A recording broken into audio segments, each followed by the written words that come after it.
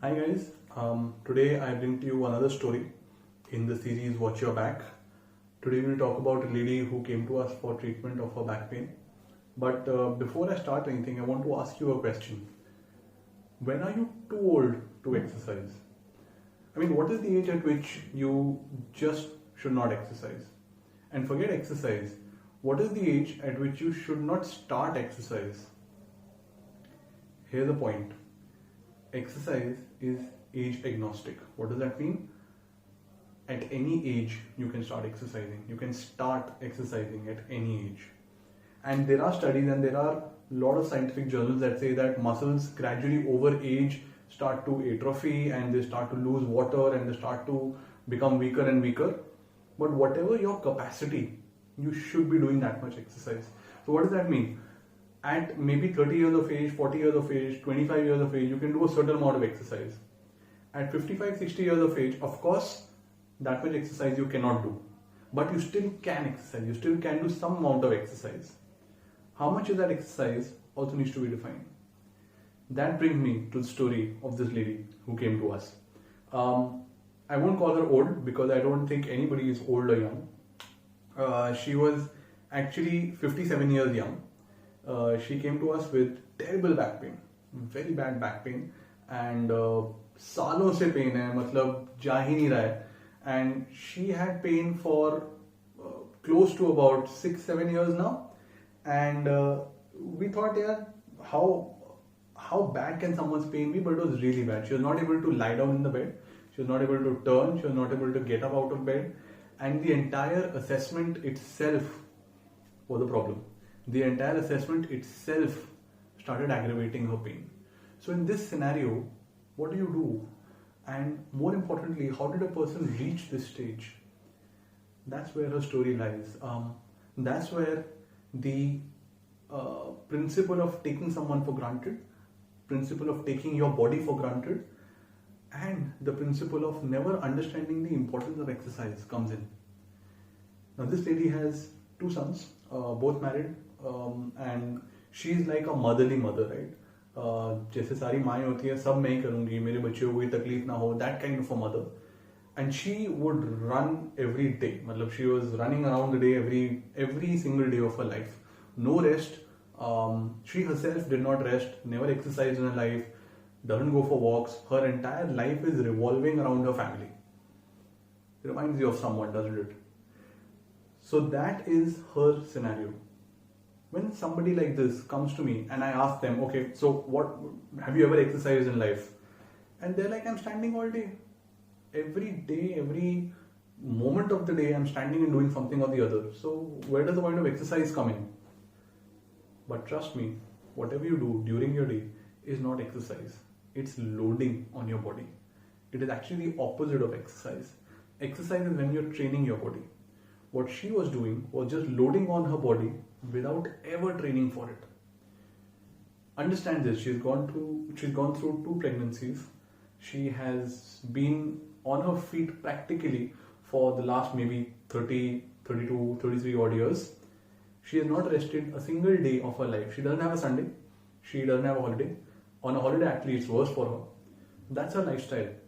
Someone with this lifestyle, over a period of time, if you add on to it a component of old age, your bones becoming weak, osteoporosis, muscles becoming weak, your hormonal system being imbalanced, everything happening together struck her. How did we solve it? It was pretty difficult actually. In the beginning, we did not give her any exercise. There was no exercise recommended to her because she just could not move. There was no point. So we tried to relieve her pain a little bit through using some therapeutic modalities and through asking her to do simple movements which were sort of pain relieving for her. Helped it out. In the first 5-6 days of her treatment, she was just doing simple movements and some therapeutic modalities to reduce her pain level. When her pain came down to a point where she could lie down on the bed and get up, that is when we started her first exercises. And in her, we did not go for traditional core strengthening. Now, a lot of trainers in the world will tell you that, core strengthening should be a very important part of your training regimen or very important part of your physiotherapy, exercise or treatment modalities. But in her case, core strengthening was like level 7. She was at level -2. If she could have come to just a level 2, she would have been well off. So that's what we tried to do.